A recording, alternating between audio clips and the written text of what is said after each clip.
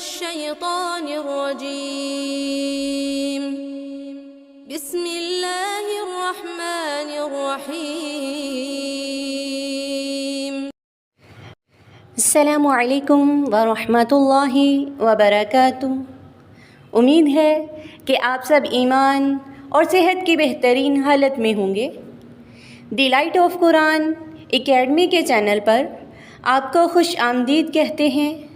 जैसा कि आप जानते हैं, इस चैनल पर आप कुरान को तजवीद और अच्छे लहजे के साथ पढ़ना सीख रहे हैं। अगर आप हमारे चैनल पर न्यू हैं तो हमारे चैनल पर विज़िट करके पिछली वीडियोस को देखकर अपने तमाम लेसन को मुकम्मल कर लें, ताकि आप हमारे साथ न्यू लेसन में शामिल हो सकें। और बेल आइकन को भी दबा दीजिए ताकि हमारा हर न्यू लेसन आपको बर वक्त मिल सके। हमारा आज का टॉपिक है नूरानी कायदा की तख्ती नंबर 14, मशक तशदीद मा सकून। मा कहते हैं साथ को, यानी कि जब तशदीद के साथ सुकून आ जाए, साकिन आ जाए, जज़म आ जाए तो उसको कैसे अदा करते हैं। तो चलिए शुरू करते हैं।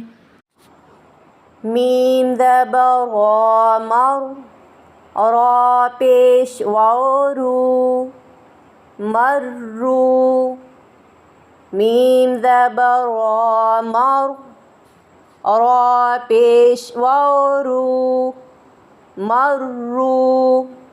रा ज़बर बा रब, बा ज़ेर या बी, रब्बी। मीम पेश दाल मुद, दाल ज़बर ता दत, मुद्दत। हुक्कत, खफ़्फ़त, तब्बत, तख़ल्लत। क़ाफ़ ज़बर दाल क़द, दाल ज़बर मीम दम, क़द्दम। ता पेश तु, क़द्दमतु। क़द्दमतु पे इज़हार शफ़वी है। इज़हार का मतलब होता है ज़ाहिर करना, और शफ़वी का लफ्ज़ शफ़तुन से निकला है। शफ़तुन कहते हैं होंठ को, और शफ़तान दो होंठ। तो फिर इज़हार शफ़वी का मतलब क्या हुआ? मीम को उसके मखरिज से, यानी कि दोनों होंठों से बग़ैर गुन्ना के अदा करना।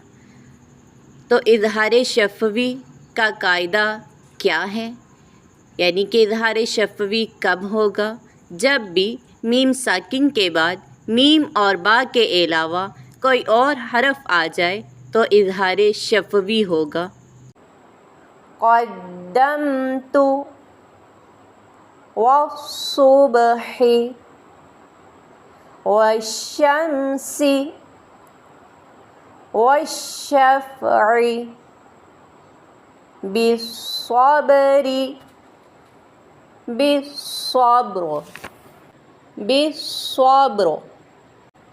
वस्सैफ़ि, वल्लैलि, वत्तीनि, वज़्ज़ैतूनि, सिज्जीलिन, सिज्जीनुन, मुफ़क्कीन, फ़इन्नल जन्नत लिहुब्बिल ख़ैरि इज़्ज़स्समाउ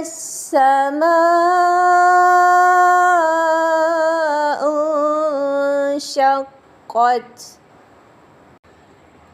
मत्तारिकुन नजमुस्साक़िब, मत्तारिकुन नजमुस्साक़िब, ثاقب من شر الوسواس الخناس